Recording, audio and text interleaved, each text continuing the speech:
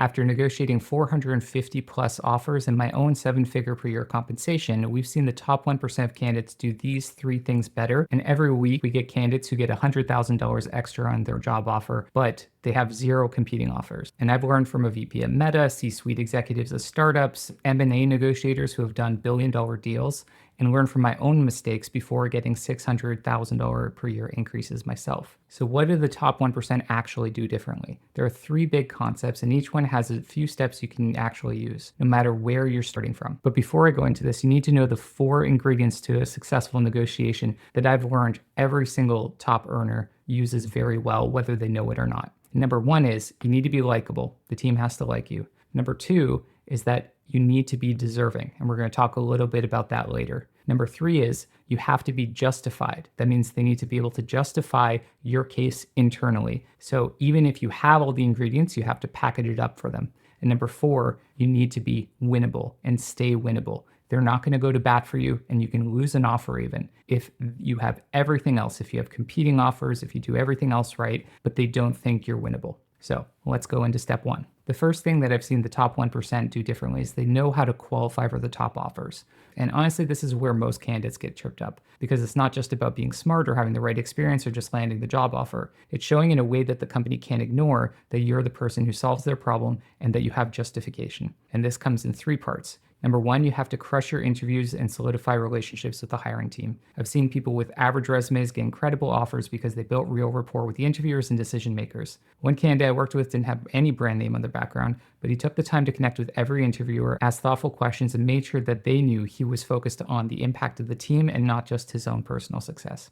He didn't just pass the technicals, he made people want to work with him. And it's like in sports. Sometimes the MVP isn't the flashiest player, but the one who makes everyone else better. In interviews, that means showing that you're not just technically capable, but they'll also raise the bar for the team. The second thing you need to do is map your expertise to their needs. Don't just recite your resume, connect the dots for them. I had a client who was moving from fintech to a health tech company, and instead of just talking about what he had done, he explained how his experience with regulatory compliance in finance would help the new company navigate healthcare regulations. He made it easy for them to see why he was the answer to their problem. And it's like a doctor diagnosing a patient. You don't just list your credentials, you show how you understand the symptoms and have treated this exact case before, and even know the questions that they don't know to ask.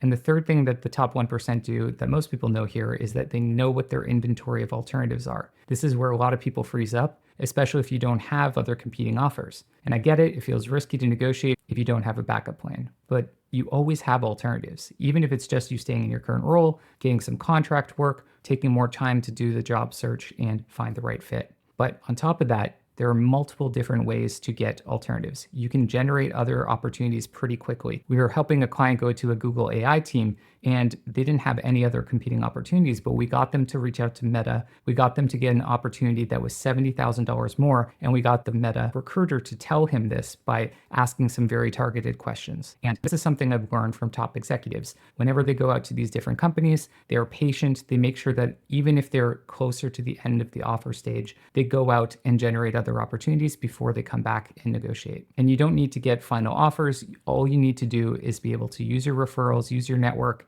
to generate early conversations, and those potential opportunities can be used as leverage. You also want to use all the things you're walking away from. That could be unvested equity, your bonuses that are coming up, all those different levers can be used to improve your offer. You just have to take the temperature of the situation and follow some of the steps we're going to talk about later. But before you even make your ask, the second thing that I've seen the top 1% do differently is that they build a coalition to go to bat for them behind the scenes before they even make a counteroffer or make any ask. This is the part that almost everyone skips, and some people are hesitant to do it first, but they always say that they're glad they did it. And not only is this going to give you the potential to have above band offers, up-level requests, even increase in scope and selection of projects, but it helps you build respect with the hiring team, even during what can be a very tough negotiation. The first of the 3 steps to build your coalition is to get intel. You gather intel on the offer call. So when you're on the call, you're going to act almost like your executive assistant. That means you're going to be neutral and positive. You're excited about the role, you're very grateful, thankful to the recruiter, but you're going to collect the information about why they gave you this specific compensation, what decision making did the team go through, why did they give you this level,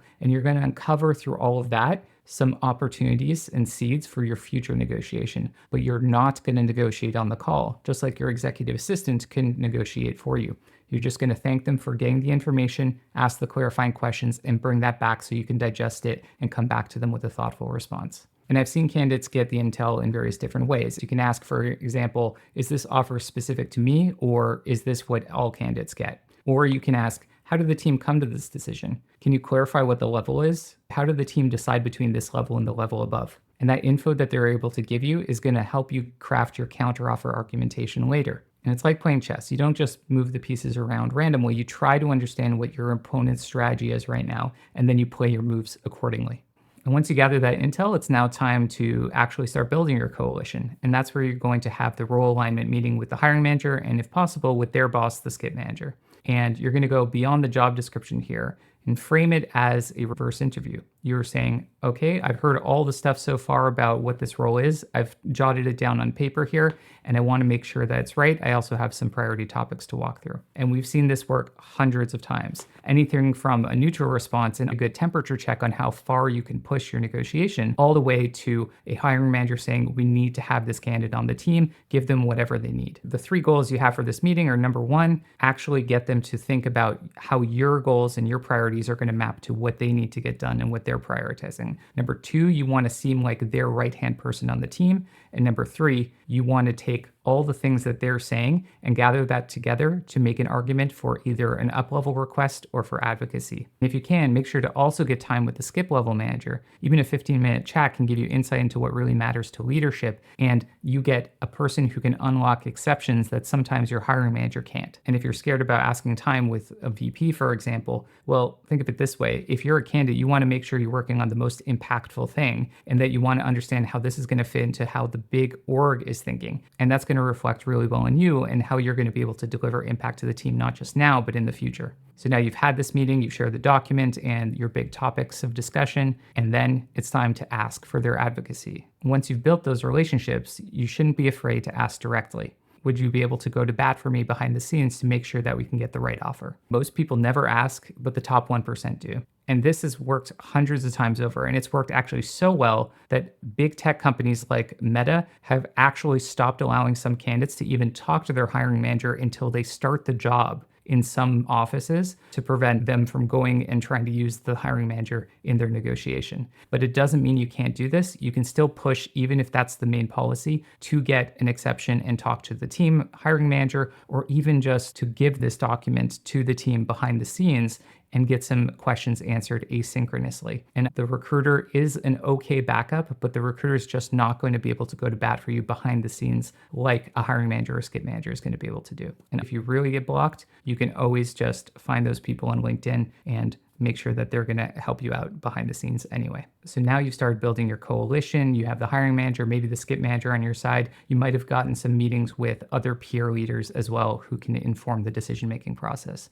But you have to understand who are all the players involved in making the decision on your compensation. At big tech companies, there's often a compensation committee that need justification in addition to input from the hiring managers. And if you're in a startup, there could be the founder or the board of directors if you're an executive already. And so the top 1% of candidates understand how to make and package their ask. So now that you're ready to actually make the counteroffer, this is where everything comes together. And there are 3 things that most people don't do when they're creating their ask.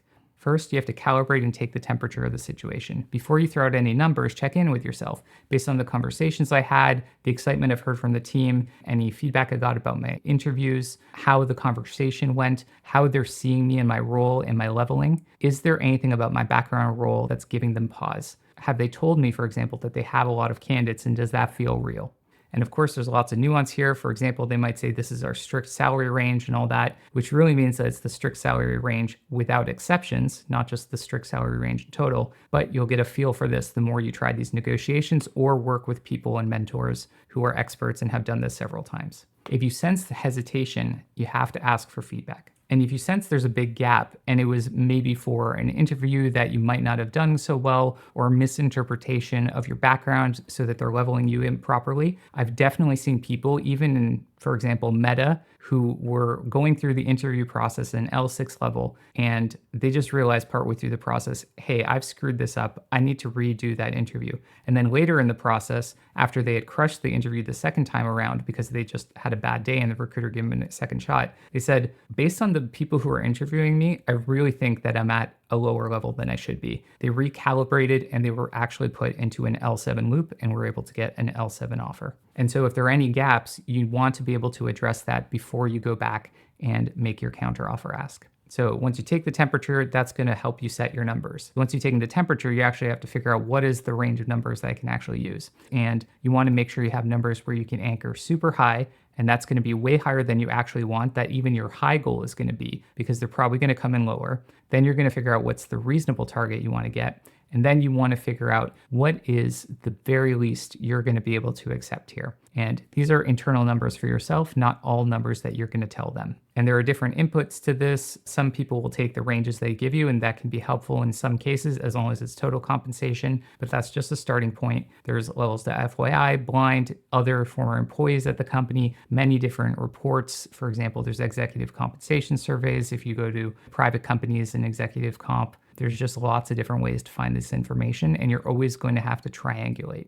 So once you've taken your temperature check, you've gotten your 3 numbers and adjusted those based on the temperature, but then also gone above what you actually want, it's now time to actually frame your asks and alternatives properly. And this is where you're going to use some of that intel you got earlier. For example, if they told you it's interview performance, a certain level of experience you had, but in the calls with the hiring manager and the skip manager, you realize that it's actually a higher scope, and maybe you are qualified much more for this role than any of the other candidates might be. You might be able to put that case together. The second thing is, when I see top talent negotiate, they usually frame their other opportunities in the best possible light. It's kind of like if you're showing photos of a house as a real estate agent, right? You show the best shots of the front of the house, maybe the amazing kitchen, but you won't show the completely unfinished, shoddy basement. In this case, if you're negotiating with Google, right, and you have another offer that's maybe for a private company, they probably aren't going to match the equity. It's probably not going to be as high, but maybe there are other components of that that are very, very valuable to you. For example, a VP role, or it gives you people management experience, or it's in AI, or it's in a hot new field, or it's a remote role. And so that has some value to you, and it's a justification for why you're asking for more money to compensate for that.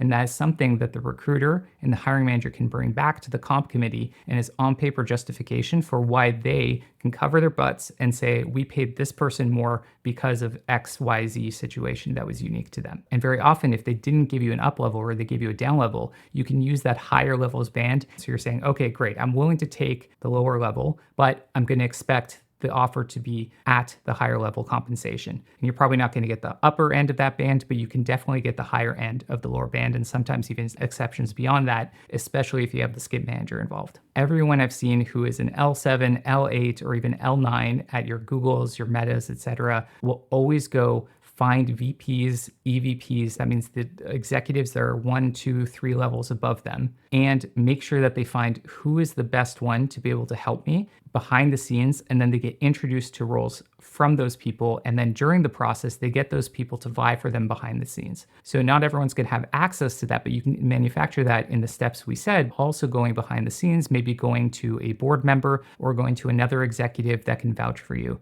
and make sure that you are able to get the offer that you want. There's probably someone internally that can be your champion, and you want to make sure your coalition is as strong and powerful as possible. And if you have other alternatives that are a similar company, so Google versus Meta, or another startup versus another startup, or 2 competitors in the same space, even if they're different stage companies, then you can definitely talk about the other opportunity, even if it's not an offer that's higher, or even if it's an opportunity at an earlier stage. And the candidate I talked about earlier, who was able to generate the Meta opportunity, said, I have another opportunity at Meta. I'm in the middle stages with that opportunity. I know that they're going to be able to pay $600,000, for example, and this offer is only for $520,000. If you can beat them and go above $600,000, I am willing to close out that complete opportunity and start with you as soon as possible. And the candidate was actually able to get that $600,000 compensation. And there's no one percentage that the top talent asks for. It really depends on what that first offer is going to be for you, what your other alternatives are, how well you've negotiated. And honestly, the situation is going to be very variable. But we've seen typically a very solid negotiation is going to give you 15% to 20%. If you get 10% off of a very high initial offer, that's great as well. But 20% to 40% is great. And we have recently even had a first year increase of 59% at a FANG company. And so those things are very possible. And I myself have been able to negotiate 37% increases on a 4-year average in total compensation. And in framing this ask, this is going back to the ingredient we talked about earlier, which is justifying it internally to the comp committee. That is listing the 2, maybe 3 things that you've learned from them or that you're proposing as your argumentation for why this is a unique situation and this is why you're going to need this specific number. And the more specific sounding the number, the better. And remember, negotiation isn't a one-shot deal. It's usually not one counteroffer. Sometimes you'll need to go back and forth, revisit a lever after the initial offer, and that's totally normal. And once you make the ask, you're going to be afraid that you're not going to be able to do the things that the top 1% do. Maybe you ask too high and you're afraid that they're going to pull the offer. Maybe you're afraid that you don't have any other competing opportunities, and so the comp committee is not going to increase your offer at all. Or maybe you're not able to engage with the hiring manager and start building your coalition. And so there are some principles here that most people don't do that the top earners do. Number one is that they're willing to take a call and not send it by email for their first counter, especially to talk through all of the different pushbacks, to hear the temperature of what the recruiter's saying. And it's not because you're going to back down at all during that conversation. It's because you want to gauge how things are going. You want to clarify, make sure there's no misunderstanding, and make sure that you're not going to get ghosted by them after this conversation. And you have to prepare, you have to script things out a little bit, make sure you're ready to handle pushbacks in these emotional calls sometimes. But if you're prepared and you do that, you have much more control over the situation. Number 2, top candidates know how to be patient and go through multiple rounds, even if they say after the first counteroffer that there's no additional increases. Even then, we've seen increases. Of course, you want to take the temperature again if things feel very tense and they feel almost annoyed. That's very different than if they're saying, went to the comp committee, this is another offer. This is another round of you trying to get intel. You can even say, okay, great, let me think about it some more. I'm going to go talk to these other companies. And that waiting period and being silent can actually get them to come back to the table themselves, or the next time around, you say, I have not changed my mind on this. In fact, I've progressed further with this other opportunity, and that's even more justification you can bring back to the team. And if you bring up any new piece of information you found or any new argument that you haven't made before, that's a reason to reopen the negotiation, go back to the decision-making team, and potentially get you an increase. And we've had very big increases that way. And the other thing that I unfortunately learned the hard way, going through very emotional and tough negotiation calls, is that you have to be patient in a way that's going to give empathy to the other side, even if they're being rude, even if they're saying, we're not going to help you here, you're going to have a 48-hour window, this is probably not going to work out. If you have patience and you have empathy and you are calm during those situations, you can actually help it. And I'll tell you about the senior meta candidate we were working with. This person had probably the toughest recruiter call for a counteroffer call. The recruiter seemed offended that they were even asking for this amount. They said, you're going to have 48 hours to do this. But we were able to send this recruiter a very nice note, mend the relationship, give them empathy, tell them that we did trust them, we understand where they're coming from, but bring them in as a collaborator in the negotiation. And that 48-hour window with no increase became a $100,000 increase in the negotiation. And so this is where patience is going to pay off across all of these different areas, and making sure that you're talking to these people as humans and as collaborators. We talked about the 4 ingredients that matter at the end, so let's recap exactly how we handled each of them. Number 1, you need to be likable. Well, one great way to be likable is to be grateful to the recruiter, to have extra calls and do the extra diligence and do the extra work to build this role impact and alignment document to show them, hey, I'm very interested in this position. I'm excited. I'm doing the extra work. I'm going to make sure that I'm impactful. I'm even impressing the VP by saying, hey, I actually want to know that this is going to have org level impact, not just be another cog in the wheel. People really appreciate these types of things, and being kind and cordial throughout is going to help. So check, you're likable. Number 2, you need to be deserving. They need to think that you deserve it. So that means crushing your interviews, making sure that you're tying your experience and expertise to this specific role, predicting their problems ahead of time. Sometimes you don't know that with Team Match. That's totally fine. In the process of building your coalition, however, that's where you're going to ask them the questions about what these opportunities are, what their priorities are that you didn't know before. Show them that you're able to articulate what they care about even better than them, and that you're going to be the right-hand person on the ground. And they'll think, okay, this person's deserving of it. And it reminds them that you're going to have an impact, and you're not just another candidate who gets this amount, but you're the person who's going to unlock this big impact, either in dollar amounts if it's a founder, or for my career if I'm an executive or a manager. And that's going to be worth more to me, and I'm going to be wanting to pay you anything possible to get you on my team. Number three, they need to be justified and be able to justify this internally. And that's where you get the argumentation and the intel from those conversations with the recruiter, the offer call, and from your advocacy building meetings and your role alignment meetings.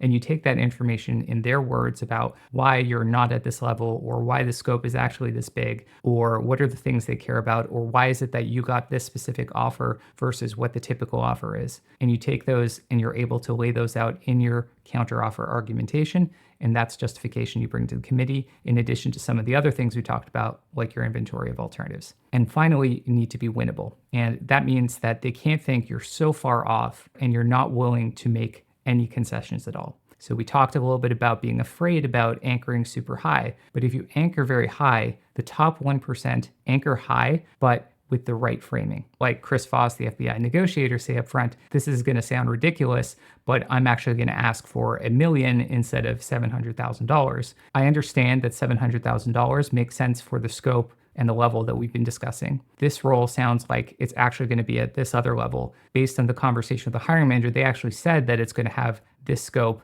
and is actually going to be ideally someone at this higher level. And I understand there are limitations internally, but if I go back on the market, I'm going to be able to command something at $1 million. And I'm super excited about the team. I've done the work here to show that this is going to have the impact that I want, and that I'm going to be hitting the ground running. But in order to take that jump, I'm going to need $1 million. And so you have to reframe the conversation, not from I'm getting $1 million for a $700,000 role. It's that this role is actually not a $700,000 role. It's $1 million role, and therefore I'm asking for $1 million. These are the things that I've seen the 99% miss that the top 1% do almost throughout, especially understanding the 4 ingredients and building advocacy. But all of this only matters if you manage the situation properly, even before the offer stage, and don't crush your leverage. So if you want to see how to handle the whole process from the first call to a signed offer, check out this next video.